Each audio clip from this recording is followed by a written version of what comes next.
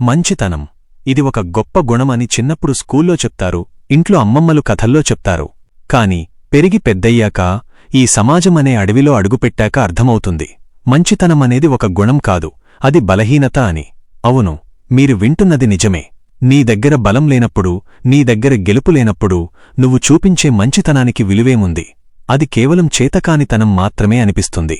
లోకం నిన్ను మంచోడని ఎప్పుడు పిలుస్తుందో తెలుసా? నువ్వు వాళ్లకు ఉపయోగపడినప్పుడు, నువ్వు వాళ్లకి ఎదురుచెప్పనప్పుడు, వాళ్లు నిన్ను తొక్కుకుంటూ పైకి వెళ్తున్నా సరే నువ్వు మౌనంగా భరించినప్పుడు, అప్పుడు మాత్రమే నువ్వు మంచోడివి. కాని ఆ మంచితనం నీ ఆకలి తీర్చదు, నీ కన్నీళ్లు తుడవదు, నీకు కష్టం వచ్చినప్పుడు నీ పక్కన నిలబడదు. ఈ ప్రపంచం సూర్యుడికి నమస్కరిస్తుంది కాని చీకటిలో ఉండే దీపానికి కాదు. గెలిచినవాడి పాదాల దగ్గర చరిత్ర కూర్చుంటుంది, కాని మంచివాడి సమాధిమీద కనీసం పూలు కూడా ఉండవు. ఈరోజు సూర్య కథ వింటే నీ మంచితనం అనే ముసుగుని చింపేసి గెలుపు అనే ఆయుధాన్ని పట్టుకోవాలి అనిపిస్తుంది. సూర్య పేరుకు తగ్గట్టే తేజస్సు ఉన్నవాడు కాదు, చాలా సాఫ్ట్గా ఉండేవాడు. ఎవరికి ఎదురు చెప్పేవాడు కాదు. ఆఫీసులో కొలీగ్స్ ఎవరైనా పని ఉంది అని చెప్పి పక్కకు తప్పుకుంటే పాపం వాళ్ళకేదో కష్టమొచ్చింది కాబోలు అని ఆ పని తను చేసేవాడు. స్నేహితులు డబ్బులడిగితే తన దగ్గర లేకపోయినా అప్పు చేసి మరీ ఇచ్చేవాడు. ఎవరైనా తనని ఏమైనా అన్నా పోనీలే వాళ్ల పరిస్థితి బాగోలేదు అని సర్దుకుపోయేవాడు. సూర్యని అందరూ చాలా ఇష్టపడేవారు. అరే సూర్యనా, వాడు బంగారంరా, ఏం చెప్పినా చేస్తాడు, ఎప్పుడూ నో చెప్పడు అని పొగిడేవారు. సూర్య ఆ పొగడ్తలే తన ఆస్తి అనుకున్నాడు. అందరూ తనని మంచోడంటున్నారు కదా, తన జీవితం కూడా అలాగే సాఫీగా సాగిపోతుంది అనుకున్నాడు.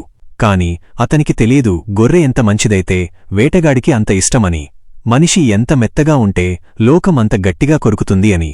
సూర్య ఒక సాఫ్ట్వేర్ కంపెనీలో పనిచేస్తున్నాడు. 5 సంవత్సరాలుగా అదే కంపెనీ, అదే జీతం.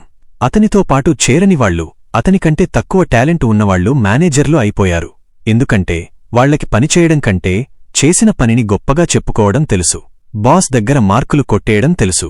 కానీ సూర్యకి మాత్రం పనిచేయడం మాత్రమే వచ్చు, క్రెడిట్ తీసుకోవడం రాదు.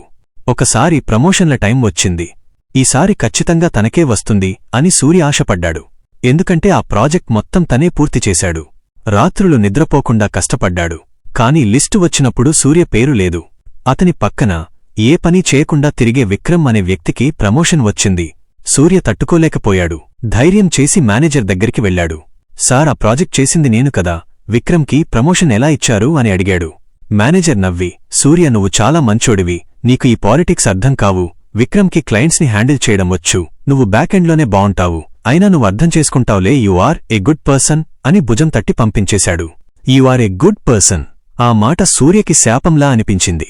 తను మంచివాడు కాబట్టే మోసపోయాడు. తను మంచివాడు కాబట్టే తన కష్టాన్ని వేరేవాడు దోచుకున్నాడు. అదే రోజు సాయంత్రం సూర్య తన ఫ్రెండ్ రవికి కాల్ చేశాడు. రవికి సూర్య 2 లక్షల రూపాయలు అప్పు ఇచ్చి 2 ఏళ్లవుతోంది. సూర్యకి ఇప్పుడు డబ్బు అవసరం వచ్చింది. రవి, నాకు కొంచెం డబ్బు అర్జెంటుగా కావాలి, నా డబ్బులు నాకిచ్చేస్తావా అని అడిగాడు. రవి గట్టిగా నవ్వాడు. ఏంటి సూర్య, మన స్నేహం కంటే డబ్బులెక్కువైపోయాయా? అయినా నీకెందుకురా అంత డబ్బు, నువ్వు సింపుల్గా ఉంటావు కదా, సర్లే ఇస్తాలా ఎప్పుడో ఒకప్పుడు, ఇప్పుడు నన్ను డిస్టర్బ్ చేయకు అని ఫోన్ కట్ చేశాడు. సూర్యకి కళ్లలో నీళ్లు తిరిగాయి. తను కడుపు కట్టుకుని దాచుకున్న డబ్బుని వాడు ఎంజాయ్ చేస్తున్నాడు. తిరిగి అడిగితే తననే తప్పుబడుతున్నాడు. అప్పుడు సూర్యకి అర్థమైంది, మంచితనమంటే చేతకానితనమని. ఎదుటివాడికి సహాయం చేయడం తప్పు కాదు, కాని మనల్ని మనం చంపుకుని సహాయం చేయడం తప్పు. సర్దుకుపోవడం తప్పు కాదు, కాని మన ఆత్మగౌరవాన్ని తాకట్టుపెట్టి సర్దుకుపోవడం తప్పు. ఆ రాత్రి సూర్య అద్దం ముందు నిలబడ్డాడు. అద్దంలో కనిపిస్తున్న ఆ అమాయకపు సూర్యని చూసి అసహించుకున్నాడు. ఈ ప్రపంచం నీ మంచితనాన్ని వాడుకుంటుంది తప్ప నీకు కిరీటం పెట్టదు అని డిసైడయ్యాడు. ఇకపై మంచోడిలా కాదు, గెలిచినోడిలా బ్రతకాలి. గెలిచినోడు ఏం చేసినా రైట్ అవుతుంది, ఓడినోడు ఏం చెప్పినా తప్పవుతుంది. చరిత్ర రాసింది గెలిచినవాళ్లే కాని మంచివాళ్లు కాదు. రాముడు కూడా రావణుణ్ణి చంపిన తర్వాతే దేవుడయ్యాడు. కృష్ణుడు యుద్ధం గెలిపించిన తర్వాతే గీతాచార్యుడయ్యాడు. గెలుపు లేకపోతే నీ మంచితనానికి విలువే లేదు. మరుసటి రోజు ఆఫీసులో మీటింగ్ జరుగుతోంది. బాస్ అందరిని తిడుతున్నాడు. ప్రాజెక్ట్ ఎందుకు లేట్ అయ్యింది అని అరుస్తున్నాడు. విక్రమ్ లేచి, సార్ నేను చెప్పాను సూర్యకి ఫాస్ట్గా చేయమని, కాని అతను చేయలేదు అని అబద్ధం చెప్పాడు. పాత సూర్య అయితే తలదించుకుని మౌనంగా ఉండేవాడు.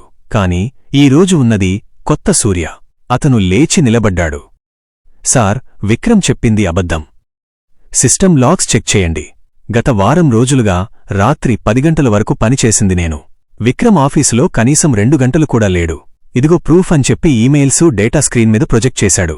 మీటింగ్ రూమ్ మొత్తం నిశ్శబ్దం. విక్రమ్ ముఖం మడిపోయింది. అప్పుడు బాసు సూర్యవైపు ఆశ్చర్యంగా చూశాడు. సూర్య కళ్లలో భయం లేదు, ఒక రకమైన తెగింపు ఉంది. బాస్కి అర్థమైంది సూర్యలో మ్యాటర్ ఉంది అని. ఆ రోజే సూర్యకి ప్రాజెక్ట్ లీడ్గా బాధ్యతలిచ్చారు. విక్రమ్ని టీం నుంచి తీసేశారు. సూర్య గెలిచాడు, కాని ఇది ఆరంభం మాత్రమే. సూర్య తన ఫోకస్ మొత్తం కెరీర్ మీద పెట్టాడు. వీకెండ్స్లో పార్టీలకు వెళ్లడం మానేశాడు. స్నేహితుల కోసం టైం వేస్ట్ చేయడం ఆపేశాడు. కొత్త టెక్నాలజీలు నేర్చుకున్నాడు. స్టాక్ మార్కెట్లో ఇన్వెస్ట్ చేయడం మొదలుపెట్టాడు. డబ్బు సంపాదించడం ఒకటే లక్ష్యంగా పెట్టుకున్నాడు. ఎందుకంటే జేబులో డబ్బుంటే వచ్చే కాన్ఫిడెన్స్ వేరు. 2 ఏళ్లు గడిచాయి. సూర్య ఇప్పుడా కంపెనీలో ఒక వైస్ ప్రెసిడెంట్. అతని జీతం నెలకు 3 లక్షలు. ఒక ఖరీదైన కారు కొన్నాడు. ఒక లగ్జరీ అపార్ట్మెంట్ తీసుకున్నాడు. అతని వేషధారణ మారింది, మాట తీరు మారింది. ఇప్పుడు సూర్య ఆఫీసులోకి వస్తుంటే నిన్నటిదాకా ఎగతాళి చేసిన వాళ్లే లేచి నిలబడి గుడ్ మార్నింగ్ సార్ అంటున్నారు. ఒకరోజు సూర్య తన కారులో వెళుతుంటే ఒక సిగ్నల్ దగ్గర రవి కనిపించాడు. బైక్ మీద ఉన్నాడు, బాగా డల్గా ఉన్నాడు. సూర్య కారు ఆపాడు, గ్లాస్ దించాడు. రవి సూర్యని చూసి షాక్ అయ్యాడు.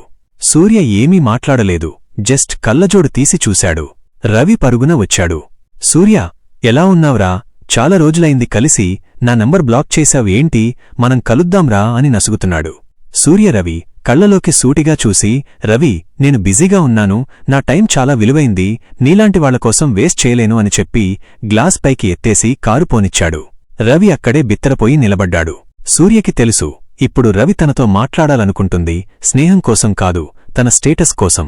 గెలిచిన తరువాత ప్రపంచం నిన్ను చూసే విధానం మారిపోతుంది. నిన్నటిదాకా నిన్ను స్వార్థపరుడన్నవాళ్లే ఈ రోజు నిన్ను సక్సెస్ఫుల్ పర్సన్ అని పిలుస్తారు. నిన్నటిదాకా నీ మొండితనాన్ని పొగరు అన్నవాళ్లే ఈ రోజు దాన్ని ఆత్మవిశ్వాసం అంటారు. సూర్యకి ఇప్పుడు చాలామంది బంధువులు ఫోన్లు చేస్తున్నారు. అల్లుడు బాగున్నావా, మా ఇంటికి రా అని పిలుస్తున్నారు. ఎందుకంటే ఇప్పుడు సూర్య గెలిచాడు. అతని దగ్గర పవరుంది. అతను తలుచుకుంటే వాళ్లకి ఏదైనా చేయగలడు. ఈ కథలో సూర్య చేసింది ఒక్కటే, తన మంచితనాన్ని బలహీనతగా మార్చుకోకుండా దాన్ని బలంగా మార్చుకున్నాడు. మంచోడిగా ఉండటం తప్పుకాదు, కాని చేతకాని మంచోడిగా ఉండటం తప్పు. ముందు నువ్వు గెలవాలి, నీ కాళ్లమీద నువ్వు నిలబడాలి, నీకంటూ ఒక సామ్రాజ్యాన్ని సృష్టించుకోవాలి. అప్పుడు నువ్వు చూపించే మంచితనానికి ఒక విలువ ఉంటుంది. అప్పుడు నువ్వు చేసే సహాయానికి ఒక అర్థం ఉంటుంది. నువ్వు ఓడిపోయి మూలన కూర్చుని నేను చాలా మంచోడిని, ఎవరికీ అన్యాయం చేయలేదు అని ఏడుస్తుంటే ఈ ప్రపంచం నిన్ను చూసి జాలి కూడా పడదు, నవ్వుకుంటుంది. చరిత్రలో బుద్ధుడు రాజ్యాన్ని వదిలేసి వెళ్ళిపోయాడు, అది త్యాగం. కాని ఏమీ లేనివాడు అడవికి వెళ్ళిపోతే అది పిరికితనం. నీ దగ్గర గెలుపు ఉన్నప్పుడే నీ త్యాగానికి విలువ. కాబట్టి ఈ రోజే నిర్ణయించుకో, మంచోడిలా మిగిలిపోతావా లేక గెలిచినోడిలా నిలబడతావా? సమాజం నిన్ను వాడుకుని వదిలేయాలా లేక నిన్ను చూసి తల వంచాలా? నీ ఆకలి తీరాలంటే, నీ కుటుంబం బాగుపడాలంటే నీకు కావాల్సింది గుడ్ క్యారెక్టర్ సర్టిఫికెట్ కాదు, సక్సెస్ అనే స్టాంప్. నీ చుట్టూ ఉన్నవాళ్లు నిన్ను ఏమని పిలుస్తున్నారు అన్నది ముఖ్యం కాదు. నువ్వు అద్దంలో చూసుకున్నప్పుడు నీకు ఎవరు కనిపిస్తున్నారు అన్నదే ముఖ్యం. ఒక ఓడిపోయిన మంచోడు కనిపిస్తున్నాడా లేక ఒక గెలిచిన మొనగాడు కనిపిస్తున్నాడా? గెలిచినవాడికి శత్రువులు ఉంటారు, కాని వాడిని ఎవరూ ఇగ్నోర్ చేయలేరు. మంచివాడికి అందరూ ఫ్రెండ్స్లా నటిస్తారు, కాని అవసరం తీరాక విసిరేస్తారు. చాయిస్ నీదే. కడుపు నిండని మంచితనం కావాలా లేక ప్రపంచం తలవంచే గెలుపు కావాలా? ఈ రోజునుంచి ఎవరికోసమో బ్రతకడం ఆపేయ్. నీకోసం నువ్వు బ్రతుకు. నీ గెలుపు కోసం నువ్వు పోరాడు. ఎవరో ఏమనుకుంటారని భయపడకు. వాళ్లు ఏమనుకున్నా సరే, నీ చేతిలో పవరున్నప్పుడు వాళ్లు వచ్చి నీ కాళ్లే మొక్కుతారు. అదే జీవిత సత్యం. అదే ఈ ప్రపంచం నడిచే తీరు. మంచితనమనేది గెలిచినవాడి ఇంటి ముందు ఉండే ముగ్గులాంటిది, అలంకారానికి బాగుంటుంది. కాని గెలుపు అనేది ఆ ఇంటికి ఉన్న తలుపులాంటిది, అది నీకు రక్షణ ఇస్తుంది. తలుపులేని ఇంటికి ముగ్గులు వేస్తే లాభం లేదు. ముందు తలుపులు కట్టుకో, ఆ తరువాత ముగ్గులు వేద్దువుగాని. జై హింద్.